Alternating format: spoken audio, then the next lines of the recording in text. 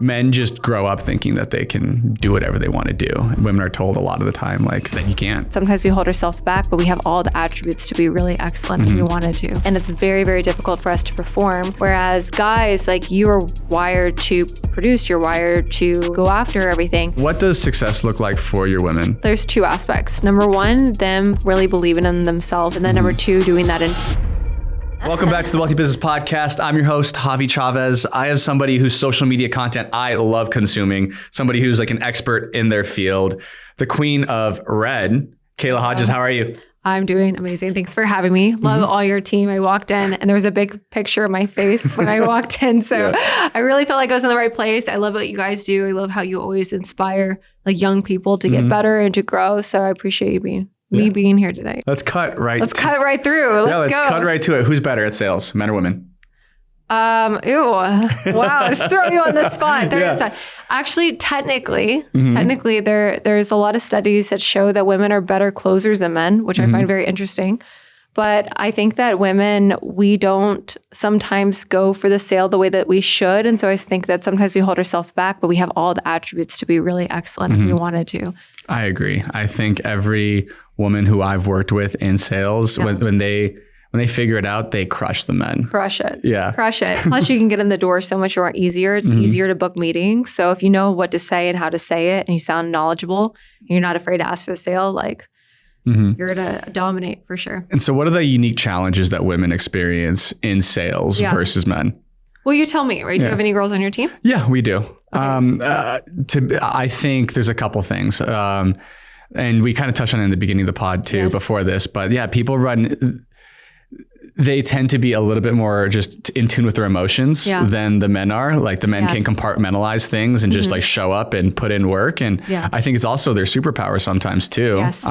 So it's a give and a take. And same thing with the men. Like I think the men might have a harder time building those relationships and those long-term things that I think women do a really good job of. So I think that's the biggest struggle that I see with our team members is sometimes like if they have a tough thing at home or whatever, that tends to come into the office. What I see that I've dealt with in my personal experiences and also seeing like other women, I talk to women in industries every single day, whether they're in B2B roles or B2C, door-to-door girls, like regardless of the industry, sometimes like life can slap us in the face and it's very, very difficult for us to perform. Whereas guys, like you are wired to produce, you're wired to like hunt, you're wired to go after everything. And like, let's say in the morning, like your wife was like, hey, what the hell is going on with you lately? Like you haven't been paying attention to me. And you kind of like, okay, I'll deal with that later. You like close that box and then you go to work and you open that box and you deal with it, where we think about multiple things at once. So I'll be in the middle of a conversation like, oh my God, he said this to me and and like, I can't even think right now because of something that happened earlier this morning that could possibly affect my relationship long-term because I'm wired for family. I'm wired to nurture. And that's a higher priority sometimes in my bucket list than possibly like my job and career to provide. So that's one aspect. And then number two, even if I have all the skills, I know what to say, I know what to do, I can get in my own damn way for feeling like unworthy, for feeling like rejection. Like if I keep getting no's or if I feel like I'm not good enough or if I feel like people in my office don't believe in me or think that I'm not great or not be nice to me, like all that stuff will affect me. So it's just like this constant ever ending battle in our ladies' heads and they have to master both at the same time. Because if they go into one and they're like, oh, I will get a sale. Like sales manifesting it. Yeah. Oh, it's coming. I breathe it. I'm breathing in the sale. But you don't know what to say when somebody answers the phone. Like you're also screwed, So you have to do both. Yeah, I love that. And so what strategies can somebody use to, show up every day the same and do their best to leave the tough stuff at the door? I trained a lot in like strategic intervention, trauma breakthrough, did a lot of intervention work and for myself primarily because I have been through so much in my life. And when I went through that stuff, it was giving me several tools. And so if I just have a tool and I take responsibility with myself, like in leadership of like, hey, like it is my responsibility to show up for my kid. It's my responsibility to show up for the people in my life. It's my responsibility to provide the best I can for my family. And I know that emotionally something is getting in the way. If I don't have a tool to deal with it, I'm just overwhelmed. But if I have a tool and I have different tools to deal with certain things, I can work through those things and give myself permission, like to have a little mini breakdown. Like if there's something really horrible in my life going on, I'm like, all right, 30-minute timer, cry your heart out, girl.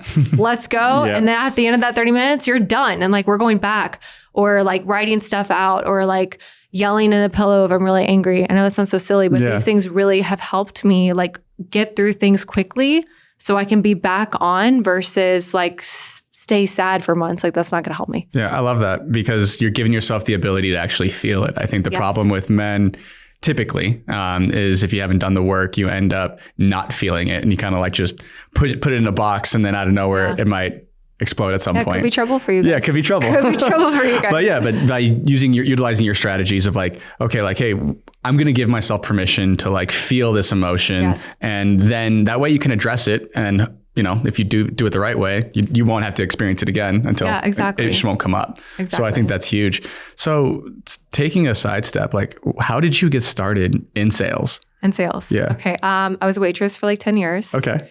And I got this really cool opportunity. I wrote out a blog of like all these horrible things that had happened in my life. And my parents, they hated it because I like outed my family with stuff and whatever. It was Shouldn't have done it. Yeah. Well, no, it changed my life though, right? So this blog gets picked up by a client of mine. I was a personal trainer at the time. I was back in school full time, biochemistry, molecular biology, pre-med. Oh, there we go. And I was back as a waitress, like running. You know, have you ever felt like you were like going so hard and trying so like all the effort in your body is trying to be successful, and yet you're on like a hamster wheel, not going anywhere? 100%. That's how I felt. And I was like, and I had all these excuses of why I couldn't be and why it wasn't fair and all this bad stuff. And, you know, I wrote out this blog of like some childhood stuff that had happened. My client, I was a personal trainer at the time as well, picks it up, gives it to her friend who happens to be on the board of the Lamborghini Festival in Houston. And they were like, let's look this girl up. And like, we need a spokesmodel for the event, somebody that's authentic, someone that's real. We like her, schedule a meeting. And I ended up being the spokesmodel for Lamborghini Houston for the festival for over like 30,000 people, right? And it was so cool. And like, because I'd never been around like, you know, like money like that. Of course. And I was like in a McLaren at one point. It was like first like sports car I was ever in. And like, there's like planes and this. And I'm just like, what is happening right now? And and how old were you at the time? I was 24, maybe almost 25. Okay. And I get an opportunity there because there was a gentleman who apparently knew Tony Robbins. And when I went through my whole bodybuilding and like learning to love myself again phase, I was really obsessed with like listening to Tony on like on the treadmill and on Stairmaster, because they make you do that way too much when you go through one of those things. Yeah. And this guy that was at this event apparently knew Tony personally. Like, how the hell do you know Tony Robbins, right? And I'm like so young, so ambitious. And he said that his mentor was Jim Rohn, and Jim Rohn also mentored Tony. So they're the same mentor. And I was like, how do you get a mentor like that? He's like, well, are you serious? And I'm like, yes, tell me, I'll do anything, right? And he told me if I went home and I listened to the Challenge to Succeed by Jim Rohn 10 times, he would have a conversation with me. And so it was like some seminar online, maybe like over 5 hours long. I spent the last of a Discover credit card buying it. It was only like $40. I like maxed it out. So silly. And I listened to the whole thing. Wow. Within a day, and messaged him 1 down 9 to go. And he's like, are you serious? I said, yes. He met me at a coffee shop. And that was a Friday. I was telling him, crying all of my life story.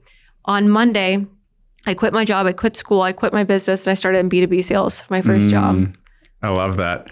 And how did that go for you? I was horrible. I sucked so bad. It was so awkward. I sweated profusely in meetings. I would get meetings, but everyone wanted to take me lunch. No one wanted to buy anything for me. Yeah. That was really frustrating. I felt like really incompetent, didn't know what I was doing. And so I was like, I have to figure this out. I can't be a waitress again. Like, I can't go back. My family finally thinks that I'm doing something with my life, you know? And so I just started buying every single sales course I could find, every single book. And I would wake up at 4 o'clock in the morning before my daughter got ready for school and before I like started at the gym. And I would study, and I would just put her to bed at night, and I would study at night. And I started learning a bunch of skills. Some worked, some really didn't. But at least I started making money and like started changing everything for me, you know? What was there like a turning point or like a light bulb moment when you were in those early stages where like you really either said something or you read a book or understood a certain like methodology and you're like, that's it? Or was it just a gradual progression in getting better at sales? I think it was like my first sale, like like that moment, like chasing that lead. Like what I did with smart home automation. So we would have to go to these big estates and get the blueprints from the builder and then convince the builder to let us wire the home. And then they would pass it off to a client. And then a part of our other department that worked with clients would sell them. And then we would make money on the equipment for like smart home automation, and we would make money on the wire sales. So I would be representing the builder, creating more builder relationships. And I find this home, this property, it's like a $7 million home, huge estate, over 10,000 square foot. And we sell. I found him. I chased this guy down. I waited at his property. I brought him breakfast tacos. Like I was getting him. Yeah. Finally, I chased him so much that one time I went there, the client's there. I introduced him. I do this whole thing. Like I went above and beyond, talked to this builder's daughter. Like I went above and beyond for this thing. And we closed my first sale was a $175,000 deal. Wow. Right. Yeah. And I got I was paid a base too. So I got paid a $5,000 commission check. Ooh, that's huge. And I was looking at that thing. I think I went to Miami for the first time with that thing. Like, I was like, oh my God, like this is crazy. Because before I was a waitress, you didn't get $5,000, you know? Like, I was like, oh my God, I'm doing it. At one time too, right? Yeah. That's huge. That was it for sure. I love it. Yeah. I feel like everybody who's in sales has that one moment where they get their first true commission check and they're like, whoa. Like for me, it was less. Like I was 18 selling cars for Toyota. Okay. And then one person like walks on the lot and I didn't have any appointments scheduled. This is probably like my first like month or two in sales. Yeah. And then I made like an $800 commission. Oh, yeah. And I was like, whoa, this is crazy. Yeah. Like I could just come in and make money like this. Yeah. And for like 18, 19-year-old kid, I was like, okay, this is sick. And obviously, there's levels to it. No, 1000%. Yeah. They give you permission to see what's possible. Exactly. And then as you develop your skill set, you realize that it's like similar difficulty to start selling the like lower ticket stuff as it is like the higher ticket stuff. Yeah. Obviously there's different things that you got to navigate and when these bigger, contracts, but once you develop the skill, it's something that's going to stick with you for life. 1000%. Like once you understand how to find these people's problems, like you're good. Versus like, almost like, have you ever seen like, when somebody's really excited and they like word vomit all over you, like all the stuff that's going on in their world right now. And you're just like, oh God, like you don't care because you have own things going on in your world. It's kind of like what we do sometimes with like products and services. And we're like, oh my God, let me tell you. And I just word vomit all this stuff. Here's this feature. Here's this, here's this, here's this. Versus trying to see if there's like maybe a sale to even be made in the first place or a problem that maybe that person doesn't realize how severe it is. And having that patience and knowing how to uncover that makes the sales game completely different because now you're not spending so much energy trying to convince somebody. You're like showing them, hey, you need to make a change. And then they're convincing themselves. So it changes the game for sure. 100%. And that's funny. You mentioned that I was literally doing a training this morning with like one of our newer team members. And I'm like, buddy, stop feature dumping.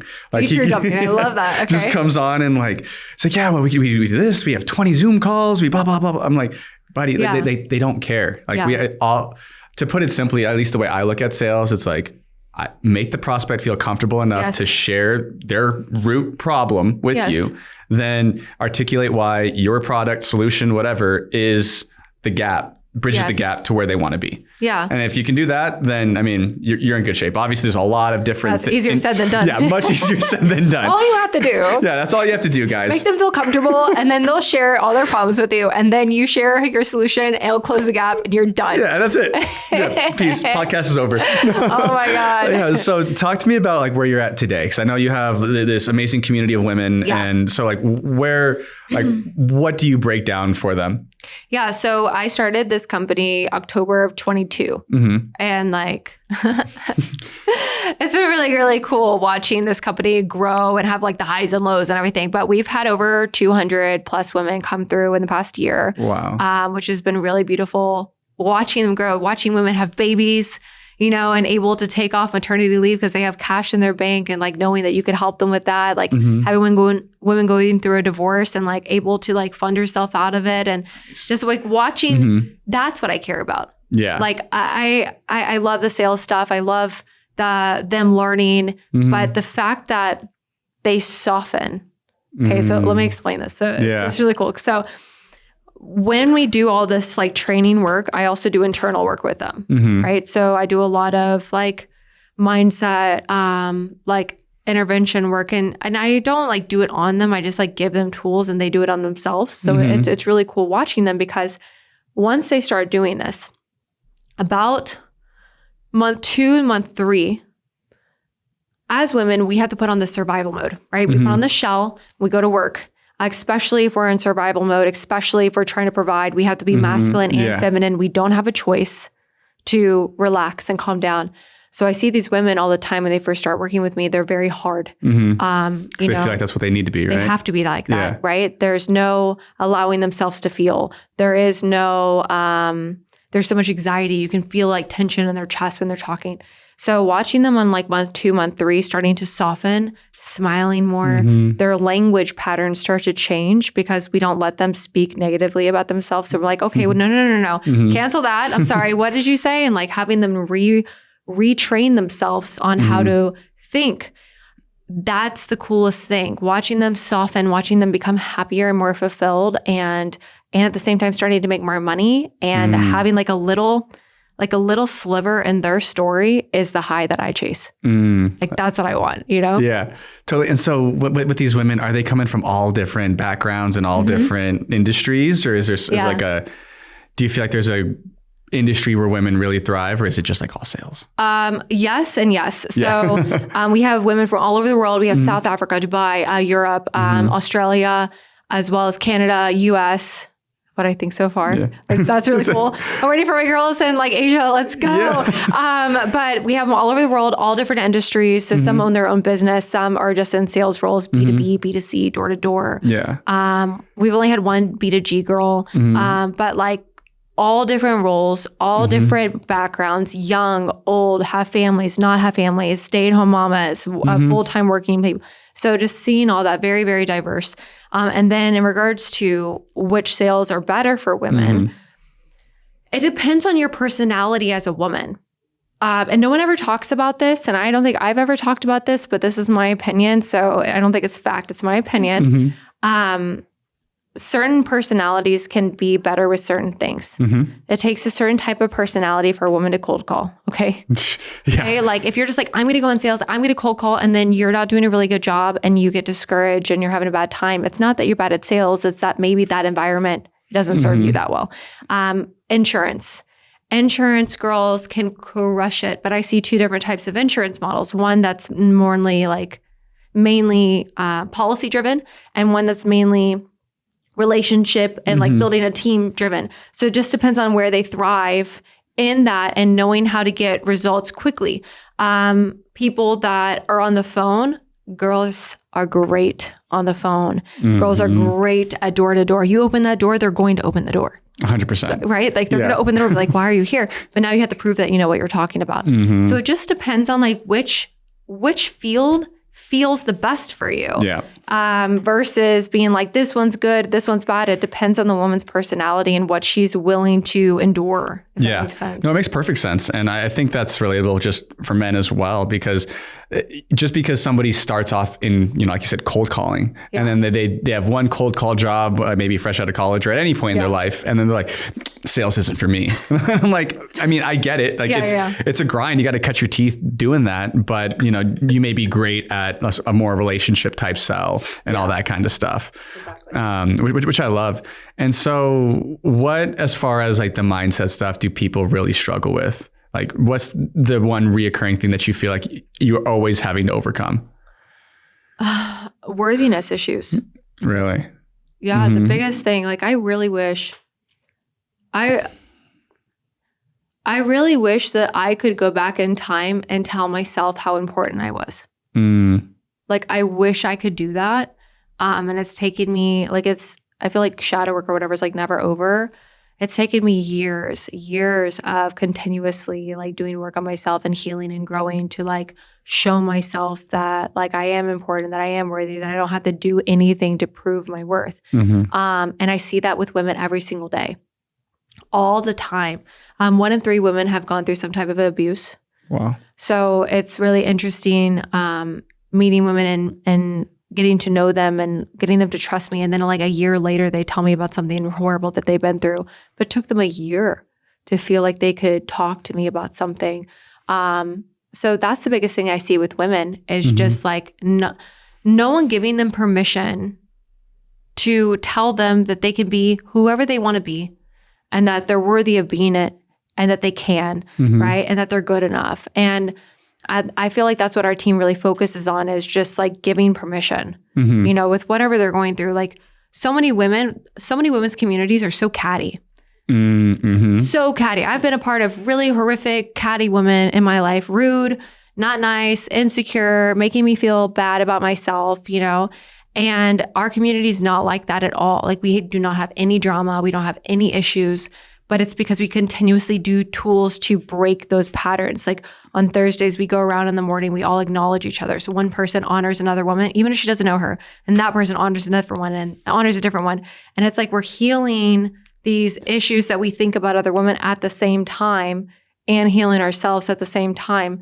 I don't know. I kind of walked around in circles with that, but that's the biggest thing that I see. Love it. You know? Like all these women just need somebody to tell them that they're good enough and that we believe in them and that they can do it. You know? Yeah. And I agree. Like it's typically I see more women like that come through sales organizations that have more potential than a lot of our guys, like truly. And they just need somebody who's going to like motivate them and push them. And they do require a different level of, support almost. I guess that might be the best word for it. Because some of the, like, it's easy with guys. I can be like, work harder, like crack the whip. Here's $100. Like, let's go do a spiff for the day or whatever. Right.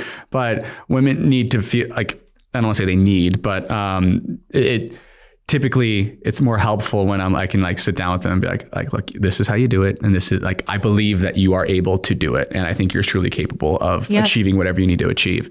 And I think that's it's kind of sad. We're like in a sense where men just grow up thinking that they can do whatever they want to do. Yeah. And then women are told a lot of the time, like that you can't. Oh, right? 1000%. Yeah. So when you are able to overcome that, and then getting more into like the tactical sales side of things, like what would you say? And I kind of know just because I know your brand and all that type of stuff, but like, how would you describe your sales style today?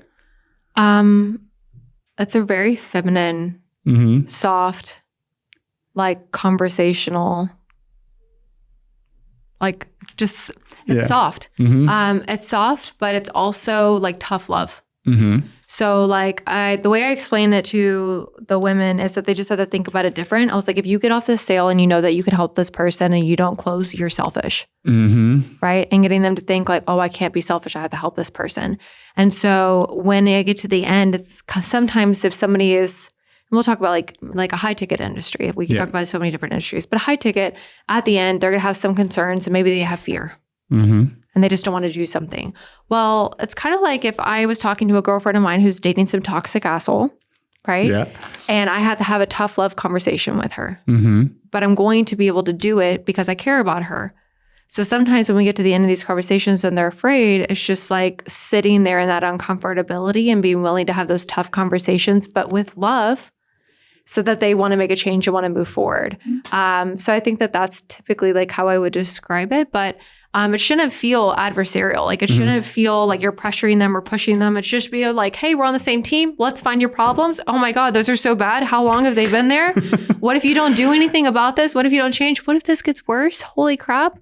Okay, well, do you want to make a change? Okay, great. This is how we're going to do it. Is that appropriate? Like, I talked way faster there, but that's it. That's it. It's literally it. And again, it's that simple, guys. That's it. That's all you got to do. Yeah, but and you mentioned something where it's like it's playing into like your strengths. Right? I think that's super important for a lot of salespeople. Like, there's no one set way to close a deal. I think I take a similar route in terms of like it being a consultative sale, where I'm like, hey, like, tell me about your problems. Where are you at? Like, how? Like you mentioned, how long has this been an issue? Are you ready to make a change today? Yeah. Like, is this something that you're ready to move forward with? What you're doing, this is what people don't understand. Your tone. Yes. Right now, that is what opens up, because somebody could take the same thing that you just said to say the exact same thing, but it's in a different way and they don't get the same result. But you know how you slowed down? You slowed down and you intentionally paused, right? Like, but you want to make a change? When you did that, now they're internalizing what you just said. If you say, well, do you want to make a change? they don't sit there and internalize it. So like that's the mastery things that people just don't know how to do. So it's really good. Yeah. Well, I mean, I cut my teeth on phone sales. So like we're just listening and like trying to understand that delivery. And obviously like your content, Jeremy's content, like it's like, that's where I got a lot of it from too, right? Just understanding that tone of voice. And because everyone knows the stat, but it's like the majority of your communication is all nonverbal, right? And especially if you're either over the phone, Zoom helps a little bit, but like if you're just over the, that's all you have. It's the only tool in your tool belt. So you have to have that tonality and that delivery. And so for me, I know it's a lot of practice, but how else do you think somebody can develop that tonality and and understand how to deliver certain phrases and words? I think understanding how to deliver, you learn over time, but there's certain things like if I talk about pain, maybe I want to lower my voice, right? If I want somebody to like consider a different perspective, right? Maybe I'll offer like, would it be okay if I offered a different perspective here and like getting permission? Let's say that I want to be like playful with somebody. And now this would be hard for girls because guys can get away with humor so much more than we can. Like if I'm joking with a girl, she can take it completely the wrong way. Yes. However, I can still be playful. Like if I'm hopping on Zoom and somebody is off Zoom, like, hey girl, what are you doing over there? Are you sitting in your pajamas or like what's going on? And be playful with her. But, you know, you just kind of learn over time. Like, I think that getting somebody that actually knows how to listen to tone and can give you feedback is the fastest way that you can like change that. If you keep doing it over and over and over again, even listening to yourself and going, I'm like, you're only giving yourself feedback of how much you actually fully understand and know. If you have somebody that actually knows how to listen to tonality and can actually tell you, hey, like, you sound a little excited right there. You're talking about her parents and how they're not here anymore. Like it sounds awkward. And give you that feedback. That's how you're going to be able to fix it faster. 100%. And it's like just reviewing game tape, like you said. But if you are the only one reviewing, it's like you don't have the coach who's telling you like, hey, you should have went this way, that way, or what have you. And so talk to me about like building a sales team. Because I think there's a lot of great sales individual contributors out there. Yeah. And then they transition to like maybe sales leadership or wanting to build out their own business. Like talk to me about maybe the things that we need to think about when building a sales team. Everyone is different. Everyone is wired differently. Everyone is motivated differently. And if you don't actually know your team and you keep putting them in a big group and you don't take time to individualize, like you're mentoring them, you're doing your team and yourself a disservice.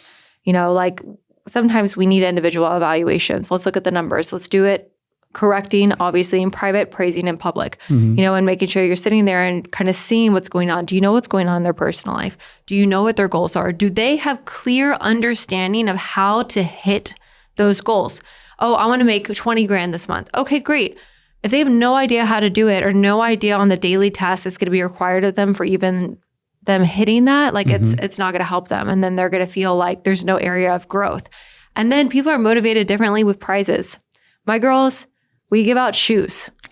I love that. Shoes, right? Like shoe budget. All right, this is what we're going for, right? Or if we hit certain milestones and like events, like, okay, well, we're giving out this, we're giving out that, or jackets for everybody. We'll get so excited about a jacket versus like $1,000 bonus. Like it's silly, you know? So people are just motivated differently, and you giving a crap about your team, I think, is really important. Like we can tell when leaders only care about themselves.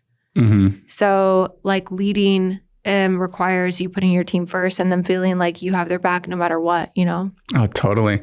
And it's funny, you mentioned, you know, getting shoes and stuff like that. We're like throwing out golf clubs at people. Well, not throwing out at them, but like, you know, hey, we'll do a golf day or we'll do whatever, just because like, you know, the guys love that type of stuff. But yeah, I think that's important too, because sometimes even us, we get lost in just like, okay, whatever, we'll do like a cash bonus for top person or whatever. Right. And I think we could do a better job of making it a little bit more fun. And also understanding like what motivates each individual person. Do you feel like there are specific strategies that people need to utilize when dealing with women salespeople as well? Or okay, so break them down. Yes, they're not going to be the same way like your guy is. So if you're all in a group and you're like, hey, let's go, just like you talked about earlier. Hey, why are the numbers here? Like, let's hit it. Like, let's go.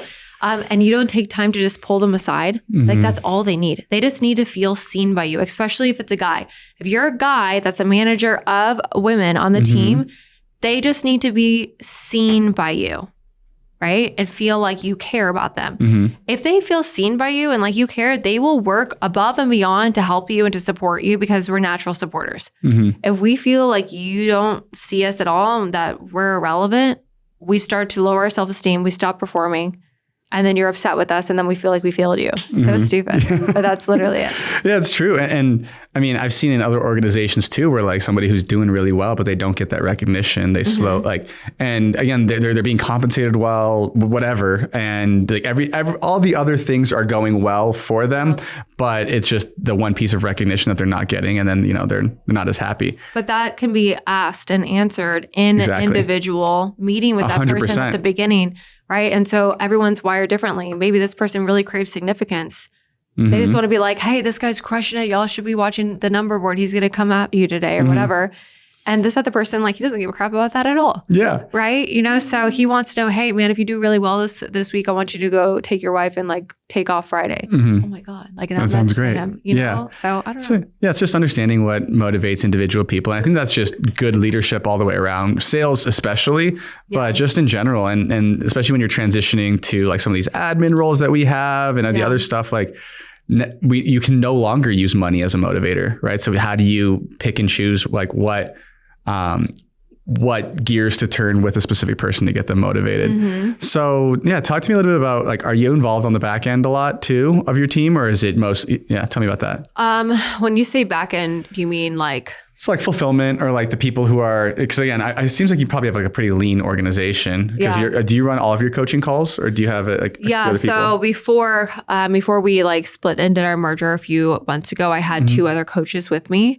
And so I'm about to bring in another one in the next like 30 days or so. But I was like, let me just like scale it down and then build it back up. Yep. I've built so many different things that have royally failed. I think we all have. Right. But I've started like bringing in like 9 people to begin with. And then I had to cut them. And then I feel so bad. And then all this, so now this time I didn't do that. I'm like, let me build and then let me scale. Let me build, let me scale. And what was really cool about this time is that like cash flow and everything was coming in. So I got to spend time with the women more. And so whoever was like in the beginning of this organization, it was really cool experience for them because I just got to pour my heart into them, probably way more than I should have, but I just love it, But on the back end of the sales team, the back end of these girls, I do a meeting once a week with our team for an hour where we are on the business rather than in the business. And I go through like 7 different principles that I'm supposed to look at. I got that from like Business Mastery, like Tony Robbins. We look at a lot of that kind of stuff and try to see how can we exceed our clients' expectations? How can we do more for them than anybody else? We just started doing like handwritten letters, right? Oh, that's sweet. Like honoring them when they're having a big moment and how can we promote them? How can we support them? And just thinking like that has been able to help us get like raving fans, and then back end of like systems, I do it because I'm hard-headed and then I bring in somebody else to check it. So that's smart. That's what I've been doing. So like I'll bring in like some guy that does like all like automation systems, everything else. I'm like, hey, this is what I did. Why is it not working? He's like, well, because this. Duh, right? So he'll come in there and fix it a little bit. I pretty much everything is dialed in the way that I need it to be. Right now, I'm focusing on developing a new rep right now. So that's my biggest focus with her and just really getting her to understand tone, really reviewing her calls, role playing with her, getting to role play with other people, getting her to understand the methodology. Like I'm just like on top of her right now, trying to help and support her to really understand how to do this in a really high level way. But that's kind of really my focus. I'm going slow versus fast, Smart. And I get to, which is so cool. I get to it. There's not a rush of like, I need to make money. That's not the thing right now. It's like, how do I build something sustainable? How do I stack cash? How do I do this? And it's just been really beautiful seeing the business side of this. And then also having like a lot of help, like, being next to Jeremy all the time is so great because like, it's cool to like ask him questions and get the support and see somebody that has spent so much time and energy and effort building a methodology that's helped, millions of people at this point, and then being able to piggyback on him and ask him questions and have a different perspective on stuff. And like I give him feedback with his keynotes and stuff. He gives me feedback with like my conversations. And it's just been really cool watching that develop as well, you know? And so this is a good question. So what's it like dating another entrepreneur? Or you're not dating anymore, right? Or no, I mean, is it progressed? I saw something on Instagram, I think. Sorry. Oh my gosh. Hasn't progressed yet. Yeah, my bad. We've been dating for a little over a year. Yeah. And that was really awesome. That was really great. So I met him September of last year. So I guess a year and a half, you know, and then, you know, he started chasing me and coming around and then, you know, whatever. Anyways, it was great. But dating him is all I wanted. So I didn't know who he was before I met him, which I thought that was the coolest part. That's super cool. Yeah. I had no idea. And so I just remember seeing some guy crawl on the stage in an ad like a week before I met him. So when I met him at this event, I met him at ClickFunnels a couple years ago. I was like, oh my God, you're the guy that was crawling on the stage. Like that's what I was thinking in my head the whole time. But dating him is really great because he's really chill. And so he calms me down. Right? That's good. It's just, you know, and I'm busy. So I need to have somebody that also understands busy. I'm like, do your thing. And I think as a woman, the one thing that we want to do is we want to believe in our guys' dreams. Yeah. Right. And push him to be that, like, and be unwilling to accept anything less than who he gets to become because of what he wants to create in his life. Right. And so that's really cool because I just get excited, you know, like I want to support. It's very different. Like I want to go to all the events with him and I want to do all the things, not because I want to meet people, but because I want to see him win. I want to see him in his element. I'm like, hell yeah, like, let's go. I don't know if that answers the question. It answers it very well. And I think it's great when, you know, you have something else that's going on of your own too, right? Yes. So it's like you're busy, you're doing your thing, and then, you know, obviously he's busy, and then you guys come together and, you know, you have your own quality time. So what tips would you give to somebody who's like also in this similar situation where, you know, they're an entrepreneur, their significant other's an entrepreneur, like how do you guys make it work? Help me understand like what's going on in their mind to where they feel like it doesn't. Yeah, I guess maybe usually some of the pitfalls that I've seen with two people who are busy or, you know, really focused on their goals is sometimes like the relationship tends to deteriorate or they're not as present in their relationship. Okay. Yeah. So you have to both make a decision that it's a priority.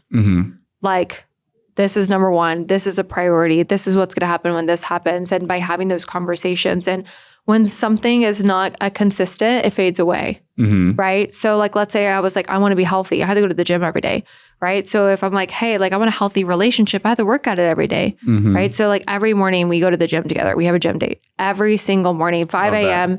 If it's 5:22 and I'm not out the door, he'll leave my ass, which is so great for me because it helps me like get up and go. I've only been left twice. So I had to drive behind him. But we have a gym date every day. We have a weekly date every single week. Every week we have a date, no matter what. Like, let's say that business partners are in town or whatever. We'll still have the date, include them, and then do something afterwards, you know? And so we're kind of flexible when that comes to that. Family is really important to both of us. Like I try to have us hang out with his kids every single week too. That's really important. His kids are so awesome. And so that's the priority. And then if we have issues, we talk about them. I could probably wait a little bit longer to talk about issues that come up, but we don't let anything slip underneath the rug, you know? Good. So if there's any issues and we don't fight, it's just like, hey, like this happened. This made me feel this way. This made me feel this way. Yeah. And then he's really good at listening and holding space and making me feel seen and important. And like, oh my gosh. Like, so it's just having a willingness to work at it and a willingness to continue to develop your relationship and grow. You know, like how many books have you read on relationships? Right? Yeah, right. What skill level do you have books, here? But yeah, I agree. Yeah, you know, and I think that your relationship is one of the most important things in your life because it's what makes you happy. It's what you come home to. It's all that stuff, you know. And it's what charges you up too. Exactly. And gives you like the power to go out and because you're getting kicked in the teeth all day long in business, at work, you know, in sales, you're being told no all the time. So you need a significant other who's going to be able to support you and like again, fill up your cup when you're feeling low. So I think for us girls, the only thing is like choosing your battles, you know.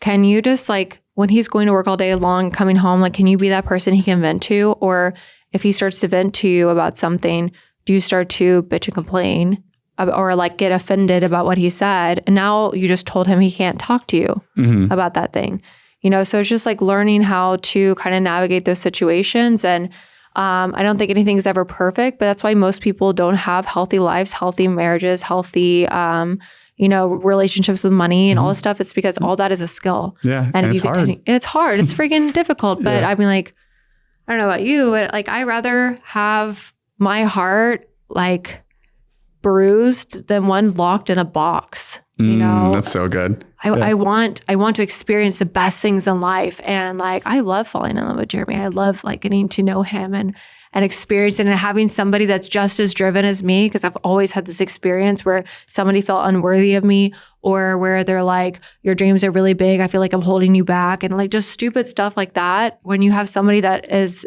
seeing what you see, it's like, let's run. I love that. And I think that's just so important when picking a partner too, and understanding like, hey, do our goals align? Yeah. Because I don't think very many people ask that question, or it's like, hey, like, where do you want to end up? Yeah. Right? Or they don't want to, you know? Yeah, exactly. Or they don't want to even have the conversation. So I agree with that too. And we're not saying that you need to like have these crazy audacious goals. Obviously I have them. I know you do.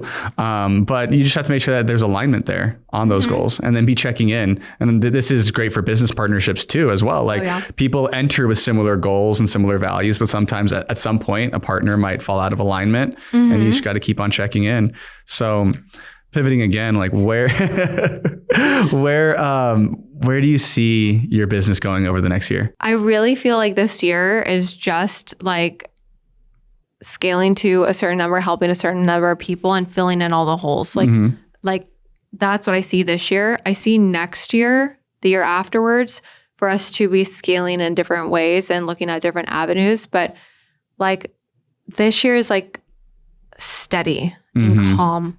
I love that. You know, and I've never wanted that before, Javi. Like I've never, ever have been in a place in my life where I'm not like, let's shoot for the moon now. Like, let's go. Like, sky's the limit. Let's do everything. I've always been like that. And I think that just learning over time, like a newfound wisdom of like, hey, like, let's pull it back, and then let's do it right. And let's make sure everyone's served. And let's make sure that these women are getting results versus like, hey, let me bring in another 150 people in the next 10 days. Like, and then what? You know, like it's not worth it. Like, how can I just scale it correctly, change these women's lives?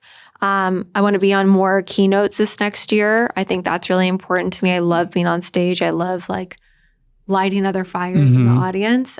So I think that I want to do a little bit of that, but I'm just really chilling, you know, and just really enjoying like this new relationship and like family. I know that Jeremy and I want to do a lot of stuff this year. So that's kind of where my focus is, and just kind of like floating and being in flow.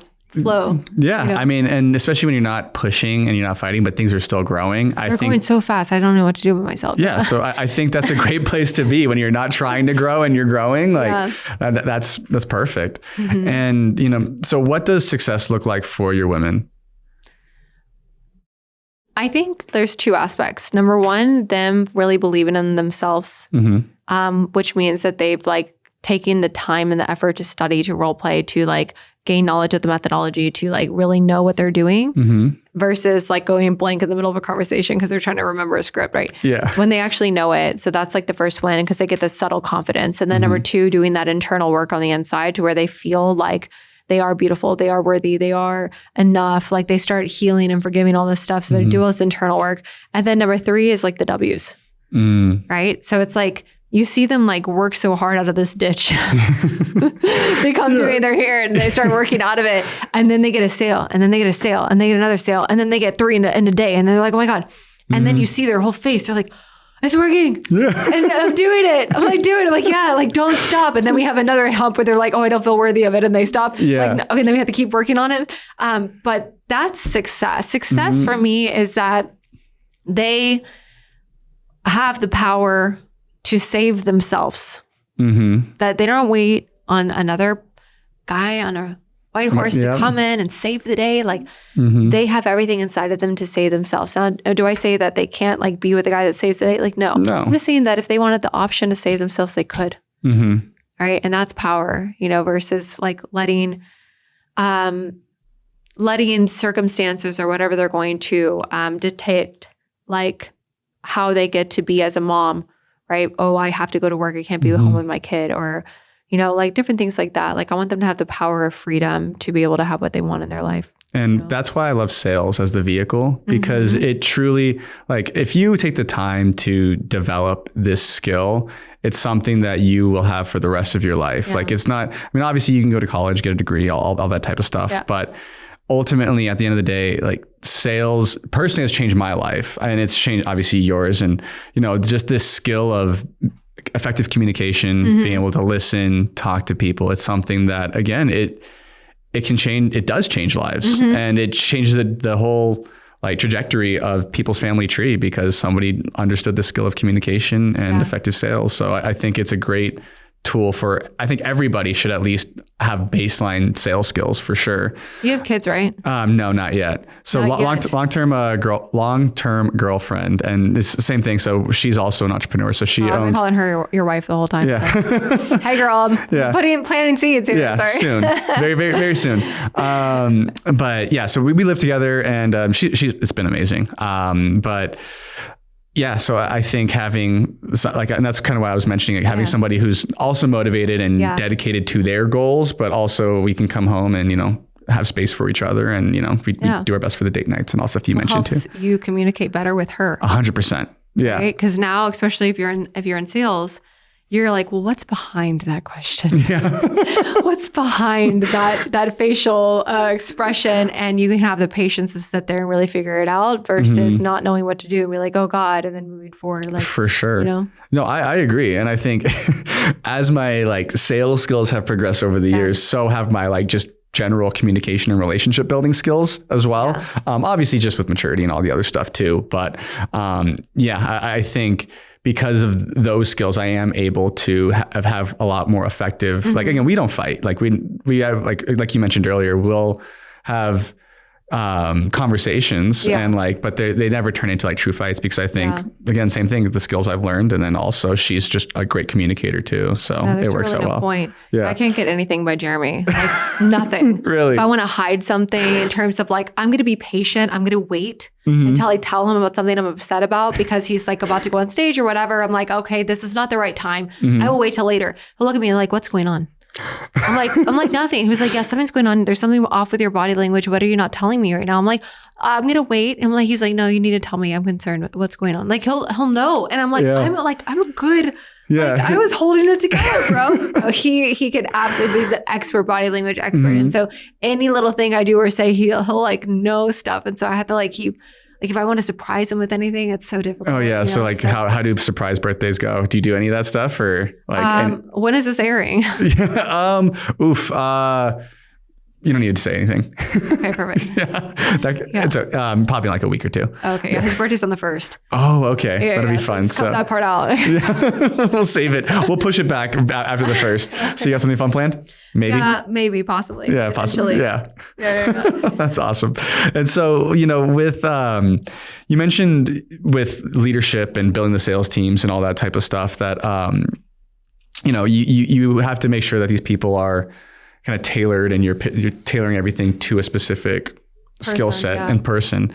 What advice do you have to like first time managers who like have no idea what they're doing? Like what would be the top 3 things that you'd focus on?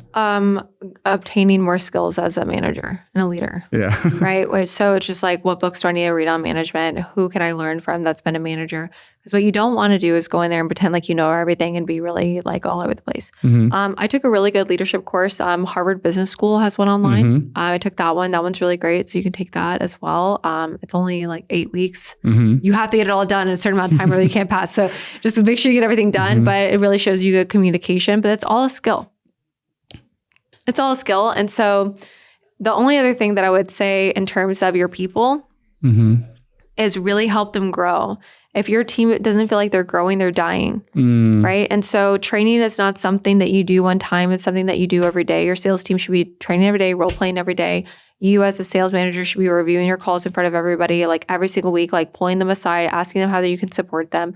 If you really want to intentionally help them grow, like what are they doing with their hours? What are they doing during the day? Are you running a virtual team? Well, like what the hell are they doing with their time? Yeah. And making sure that you're just like present and everywhere, like looking at documents before you start the meeting the next day. What were the numbers for the day before? Are they different than last week's numbers? Are they different than last month's numbers? Hey, did you notice that little Johnny hasn't made a sale in 2 days, but yet he's been like talking to like all these people? What happened to all those people? Like, can you do a manager touch with them? Can you call those people and find out what happened? But if you're not present, a bunch of stuff will slip through the finger cracks, and yeah, just be patient with yourself. Stepping into leadership is because somebody saw something in you and they feel like you can help a service. Leadership's not about you. It's about the people around you. So make it about them, care about them, and you'll do really well. I love that.